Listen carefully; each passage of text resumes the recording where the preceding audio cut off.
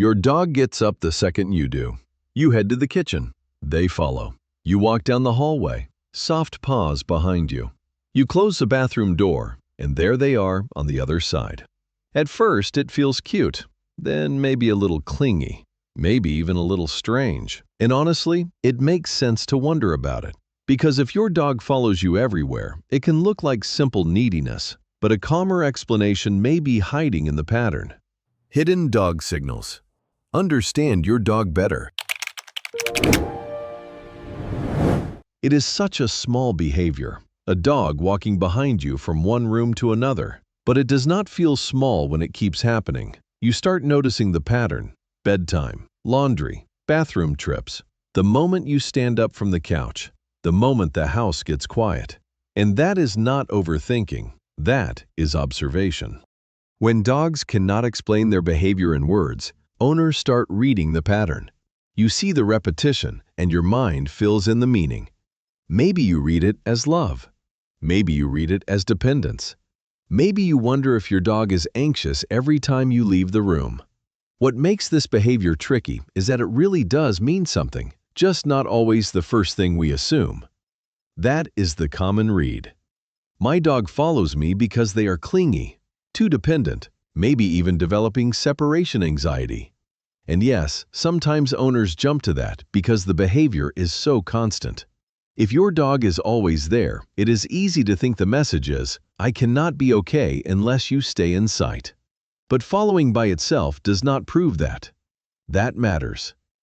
Research on dog-owner attachment shows that dogs can form real attachment bonds with human caregivers, and proximity to the owner can be part of that bond.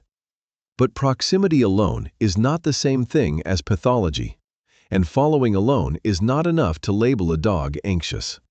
So the calmer interpretation is not, "This means nothing." It is, "This may mean something more specific than neediness."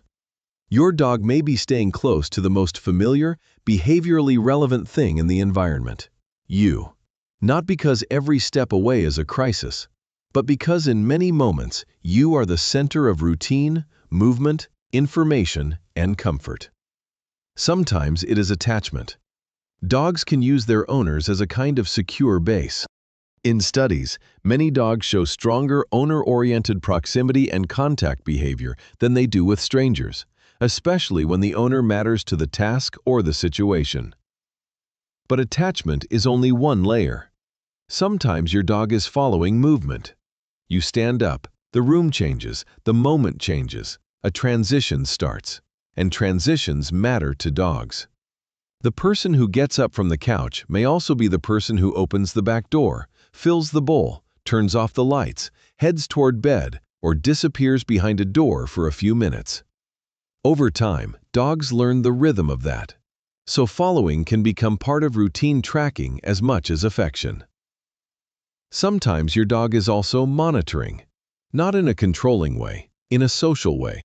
Dogs are good at orienting to human cues, and research on social referencing suggests they use owners as meaningful information sources, especially when something changes or feels uncertain. And sometimes the pull is even quieter than that. Familiar scent, familiar sound, familiar footsteps on the hallway floor. The simple ease of being near the person who usually means safety, routine, and predictability. That is the mechanism side. Now here is the important split. Mechanism is what may be driving the behavior. Movement, routine, attachment, monitoring, familiarity. Meaning is the safest interpretation you take from it. And the safest interpretation is not, "My dog is obsessed with me." It is closer to this: "My dog may feel more settled staying near what is familiar and emotionally relevant." Look at the sequence. Before. What happened right before your dog followed? Did you stand up after an hour of stillness? Did the house get darker? Did you walk toward the bedroom? Did your voice change because you were stressed?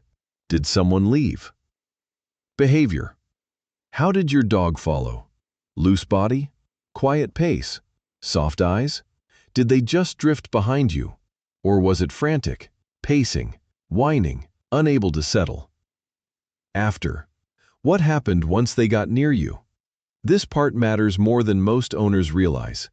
If your dog follows you to the bathroom door, waits quietly, and then relaxes once you come back out, that reads one way.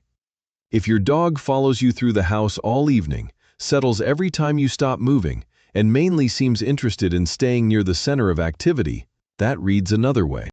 And if your dog cannot settle, becomes distressed when a barrier appears, or shows a larger pattern of tension around separation, that is a different pattern again. Following alone is not the whole message. The behavior matters. But the timing may matter more. And once you start looking at the pattern instead of the moment, the emotional meaning gets clearer. Sometimes your dog is not following you because they need more attention. Sometimes they are following because closeness itself helps organize the moment. Your movement gives structure. Your presence gives context. Your location tells them where the social center of the home is. That is why this behavior can show up most around transitions. Morning, bedtime, closed doors, quiet parts of the evening.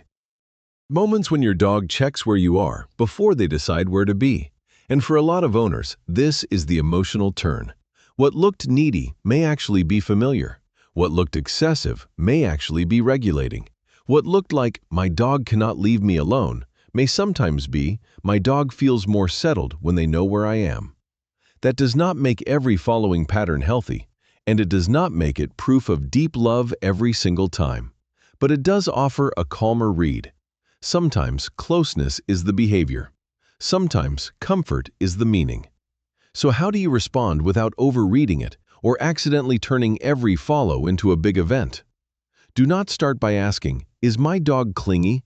Start by asking, "When does this happen most?" Notice the trigger. Notice the pace of the follow.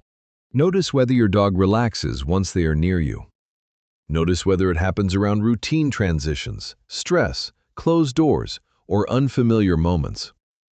For the next few days, watch the pattern, not one isolated moment. And if your dog follows you, try not to make every instance huge. Calm presence gives you better information than dramatic reassurance. The goal is not to ignore the behavior, it is to read it more accurately. Because once you see the pattern clearly, the behavior stops feeling quite so mysterious. If your dog follows you everywhere, the easiest story is that they are clingy. But the calmer story may be this: your dog may be staying close to what feels familiar, meaningful, and emotionally steady. A hallway, a bathroom door, the walk from the couch to the kitchen, the last lights on before bed. One small behavior, one stronger pattern, one clearer way to respond. The behavior is small. The pattern is the signal. Does your dog follow you all day or mostly in specific moments like bedtime, bathroom trips, or when you are stressed? Tell me in the comments. That timing may say more than the following itself. And that may be the next behavior we decode. Hidden dog signals. Understand your dog better.